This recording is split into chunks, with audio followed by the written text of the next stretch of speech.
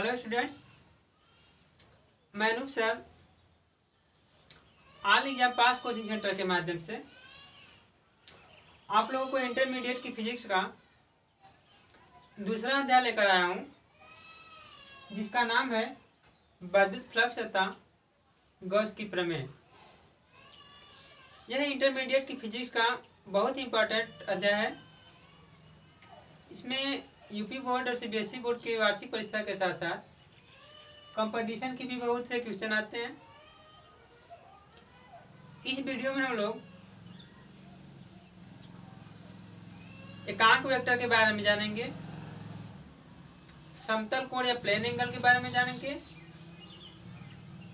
घन कोण के बारे में जानेंगे, उसकी मात्रा के बारे में जानेंगे और स्टेरेडियन के बारे में जानेंगे। एक स्टेरेडियन क्या होता है, एक रेडियन क्या होता है, उसके बारे में जानेंगे। और विद्युत फ्लक्स का मात्रक, उसकी बीमा निकालेंगे। तो सबसे पहले हम लोग का ये टॉपिक है एकांक वेक्टर। एकांक वेक्टर हमको पता है कि सदिश राशियों को हम लोग वेक्टर दिखाते हैं, अर्थात उसके ऊपर हम लोग एरो का चिन्ह दिखाते हैं। सदिश राशियों को हम लोग वेक्टर के द्वारा दिखाते हैं, जहां ये नोक, जो ये एरो की नोक है, वह राशि की दिशा बताता है, ये दिशा बताता है, और जो ये लंबाई है ये उसकी परिमाण बताती है।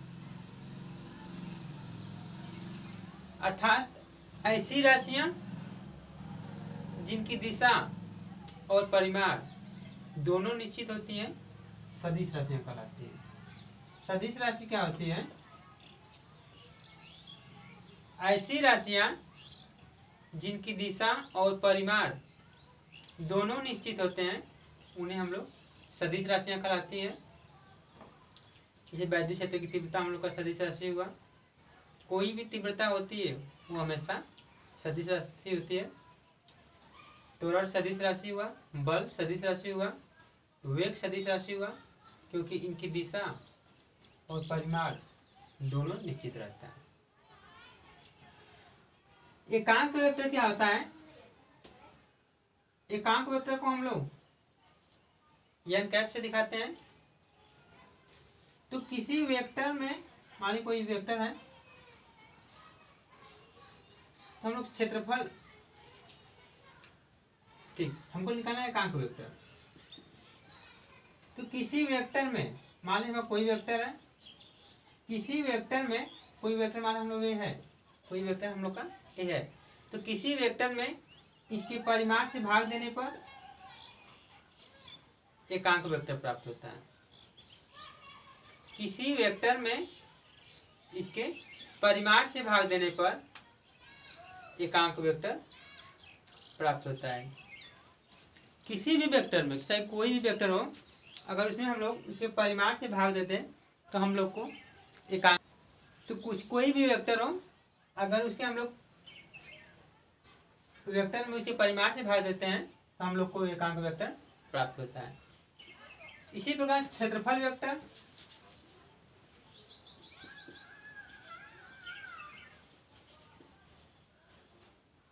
क्षेत्रफल वेक्टर के बारे में जानेंगे।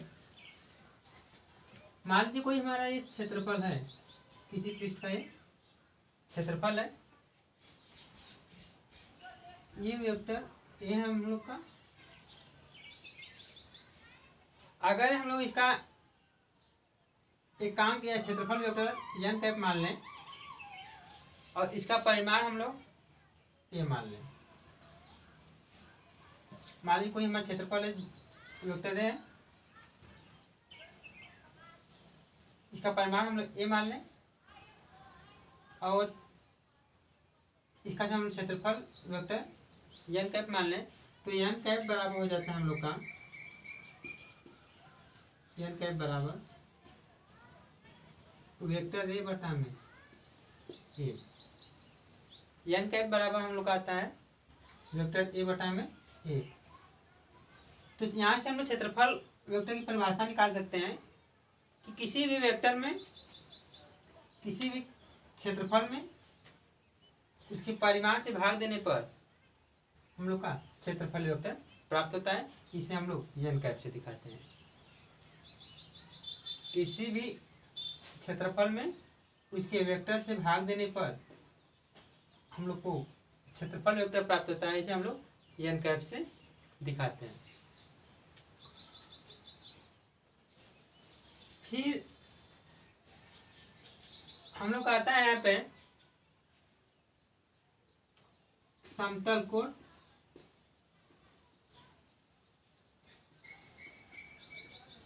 इसे हम लोग इंग्लिश में प्लेन एंगल के नाम से भी जानते हैं, प्लेन एंगल।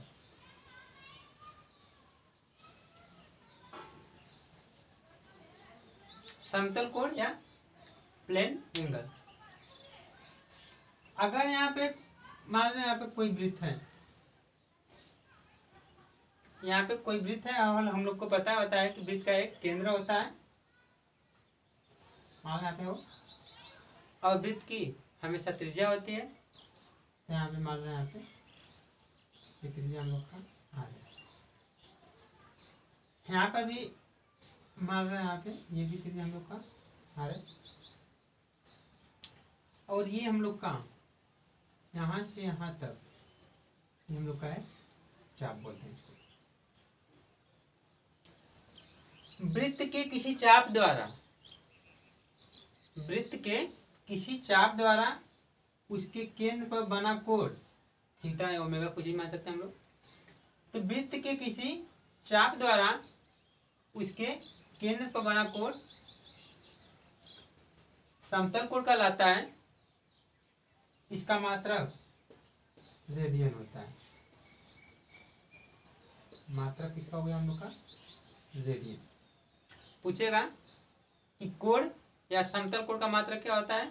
रेडियन होता है। तो समतल कोण किसे कहते हैं? वृत्त के किसी चाप द्वारा उसके केंद्र पर बना कोण समतल कोण कहलाता है, और समतल कोण का मात्रक रेडियन होता है। अब यहां से होता है हम लोग का कोण बराबर या थीटा बराबर लिख सकते हम लोग कि चाप बटा में त्रिज्या। कोण बराबर होता है हम लोग का चाप बटा में त्रिज्या। यदि हम लोग यहाँ पे त्रिज्या है और चाप है, इसको हम लोग बराबर मान लें, तो यहाँ से हम लोग कोण की परिभाषा ज्ञात कर सकते हैं। तब यहाँ से हम लोग एक रेडियन की परिभाषा निकाल सकते हैं। यदि हम लोग मान लें कि चाप और त्रिज्या आपस में बराबर है, तब थीटा या कोण बराबर होता है हम लोग का एक रेडियन।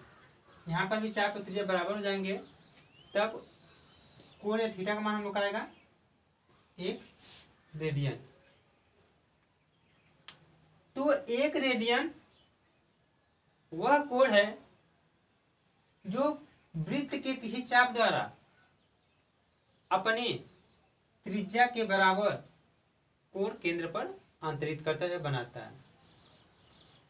एक रेडियन वह कोण है जो वृत्त के किसी चाप द्वारा अपने त्रिज्या के बराबर कोण केंद्र पर अंतरित करता है। इस प्रकार हम लोग कोण के बारे में जान गए, इसके मात्रक के बारे में जान गए। फिर अगला टॉपिक आता है हम लोग का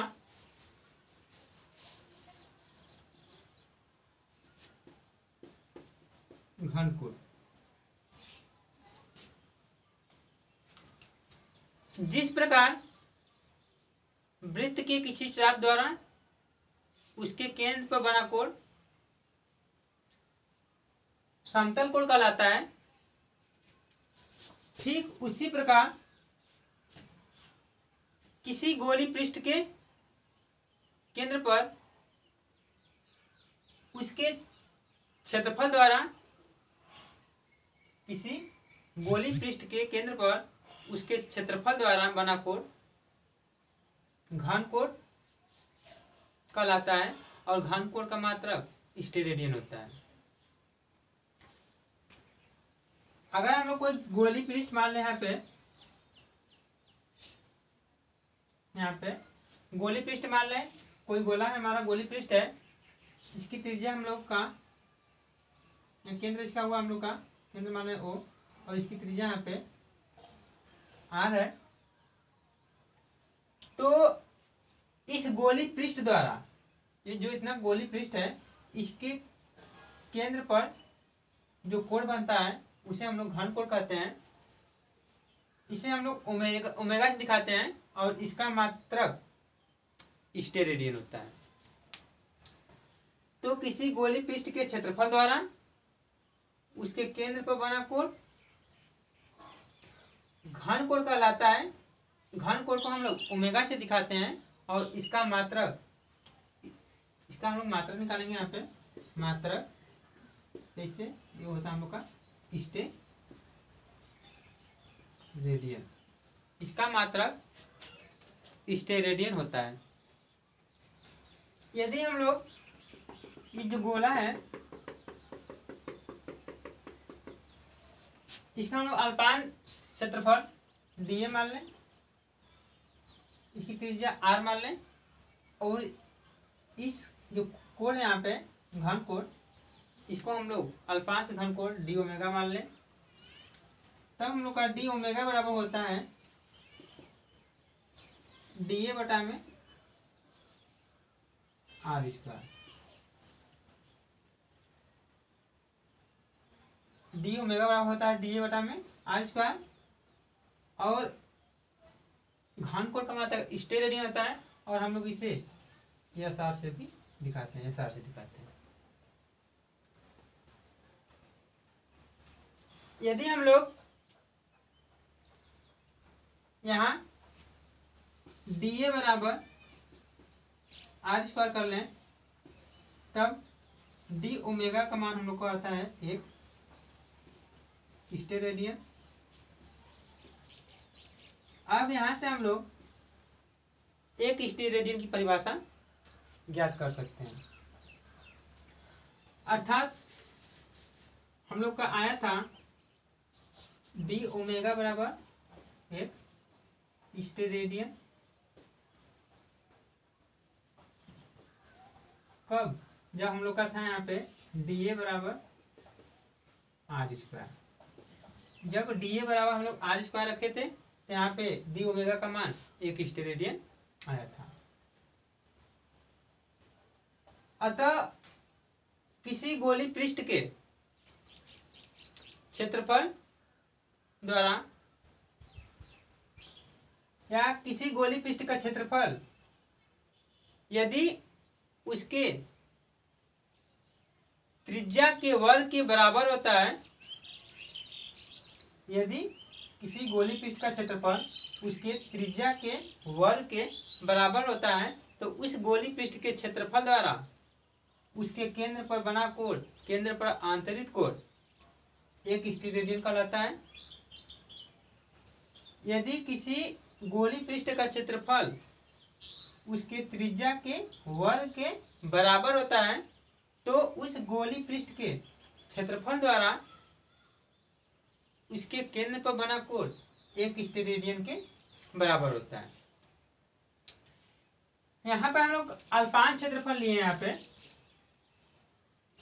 यहाँ पे हम लोग डीए था हम लोग का, ये डी ओमेगा अल्पांश क्षेत्रफल था।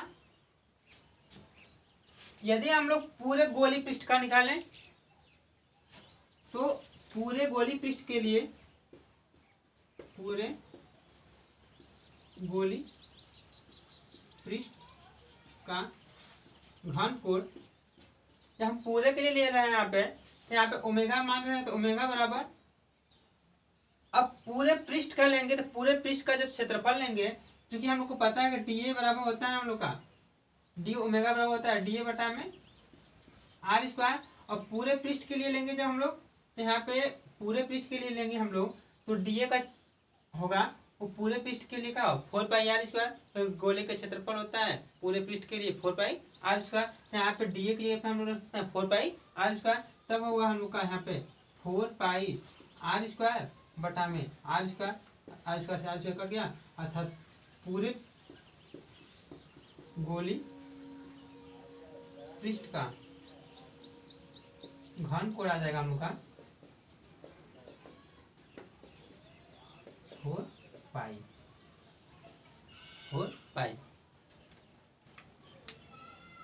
यहाँ पे डीए अल्पांश के लिए लिए थे, जब हम लोग पूरे पृष्ठ के लिए लेंगे तो डीए का मान होता है 4πr², क्योंकि यहाँ पे लिखेंगे गोली पृष्ठ का क्षेत्रफल,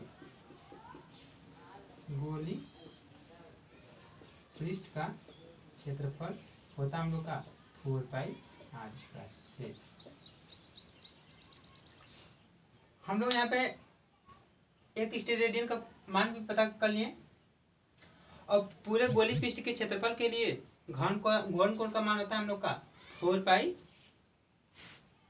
यहाँ से हम लोग क्या किए कि डीए r² है, यहाँ पे बस डीए का मान 4πr² कर लिए हैं। अब अगला टॉपिक है हम लोग का वैद्युत फ्लक्स। वैद्युत फ्लक्स वैद्युत क्षेत्र का गुण होता है।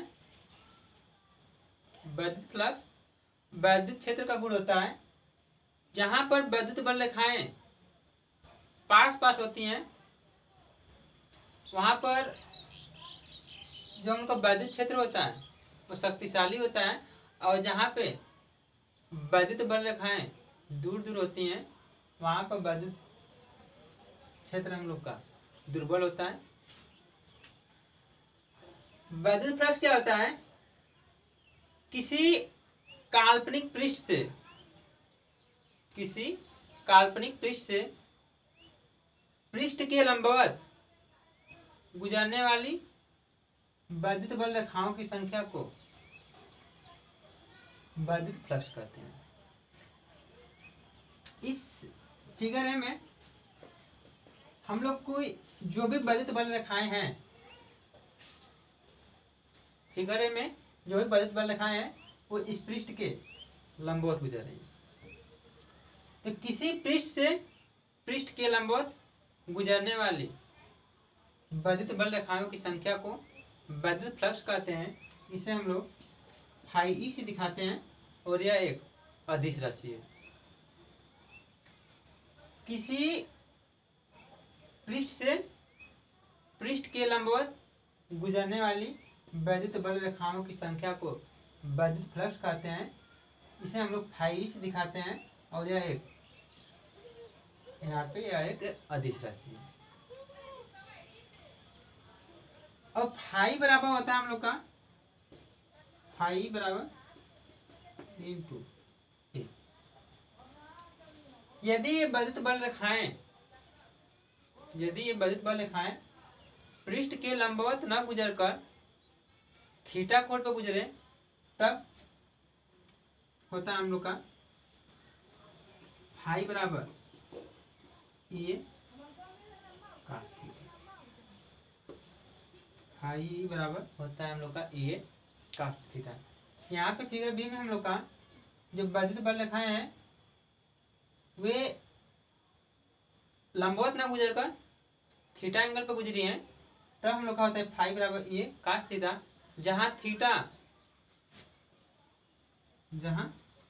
थीटा वैद्युत क्षेत्र की तीव्रता, वैद्युत क्षेत्र की तीव्रता तथा तल पर खींची गई अभिलंबवत रेखा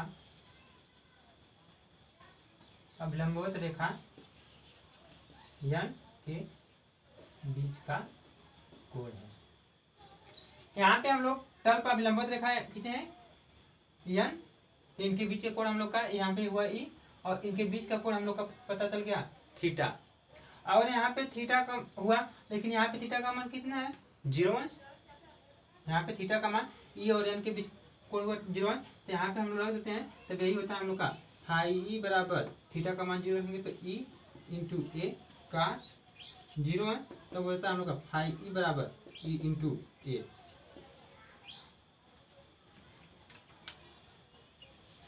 क्योंकि हम लोग को पता चल गया कि फाई ई बराबर यदि थीटा एंगल पर होगा हम लोग का,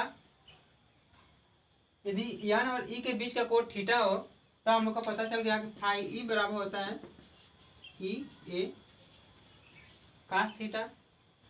फाई ई बराबर हो गया हम लोग का ई ए कास थीटा, जहाँ थीटा एन तथा ई के बीच का कोण है। अब यहाँ पे यदि थीटा बराबर 0 हो तो हम लोग को फाई ई बराबर होता है, प्राप्त होता है यहाँ पे कास 0 है, समान रखते ई इंटू ए कास 0 है, अर्थात फाई ई बराबर पता चलता हमको ए। फाई ई बराबर हम लोग को पता चल गया यहाँ पे ये।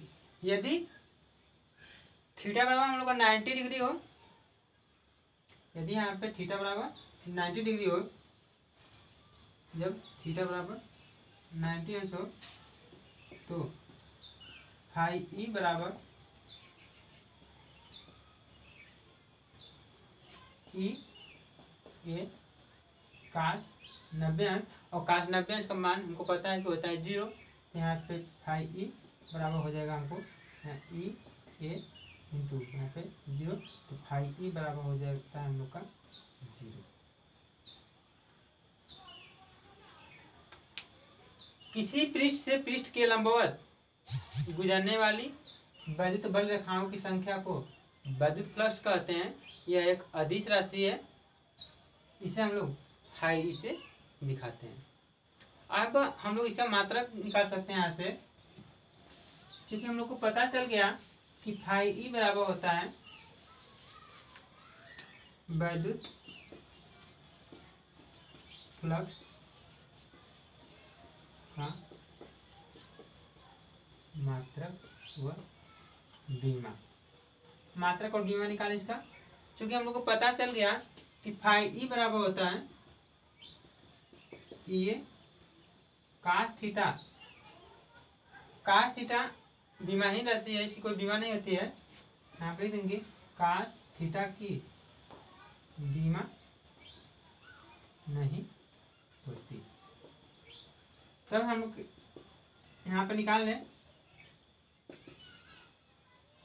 ई बराबर होता है हम लोग का एफ बटा क्यू। ई बराबर होता है यहाँ पे एफ बटा क्यू, और इसका मात्रक हम लोग को पता है न्यूटन प्रति कूलम। न्यूटन प्रति कूलम। क्षेत्रफल का मात्रक हम लोग को पता होता है मीटर स्क्वायर, यहाँ पे हुआ मीटर स्क्वायर। अतः फाई ई का मात्रक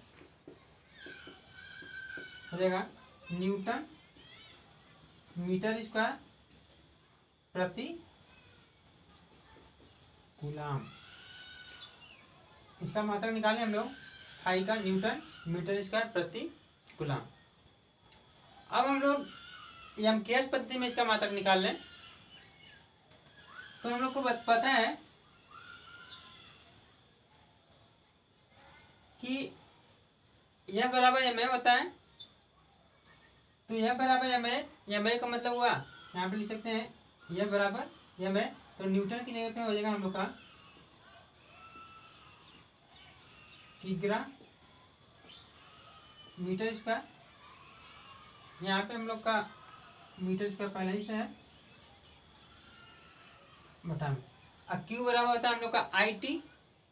क्यू बराबर होता है आई टी, तो यहाँ पे क्यू बराबर आई टी की जगह पे आई का मतलब हुआ एम्पियर,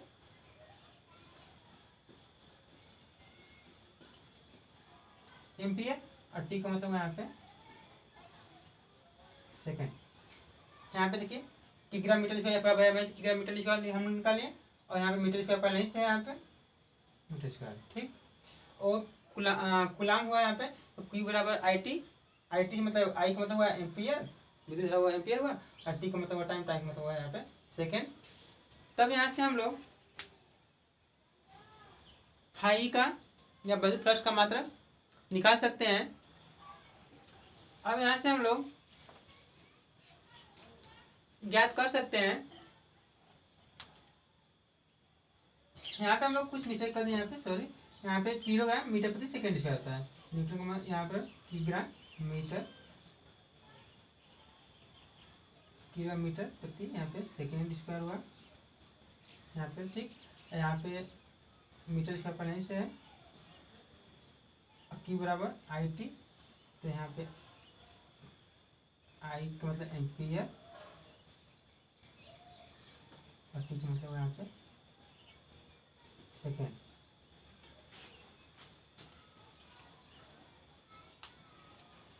क्या कहें हम लोग कि यह बराबर MS, MLT माइनस 2 होता है कि बीमा, तो यहाँ पे हम लोग किलोग्राम मीटर प्रति सेकंड स्क्वायर का OH का न्यूटन का किलोग्राम मीटर प्रति सेकंड स्क्वायर मीटर स्क्वायर पहले से है, और कूलाम का Q बराबर IT से निकाल लिया हम लोग। तब हम लोग का आता है किलोग्राम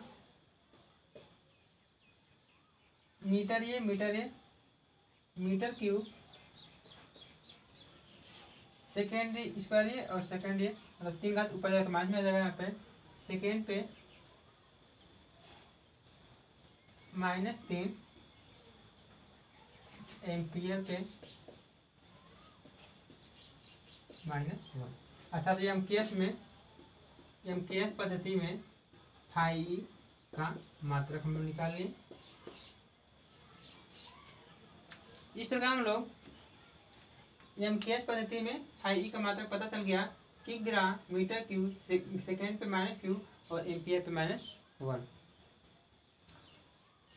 अब हम लोग इसकी बीमा निकाल सकते हैं, यहाँ से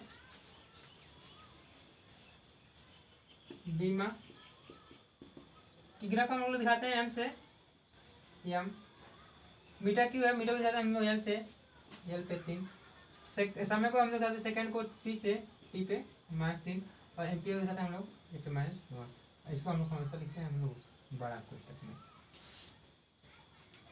इस प्रकार हम लोग वर्धित फ्लक्स के बारे में जान गए, इसकी बीमा और मात्रक ज्ञात कर लिए।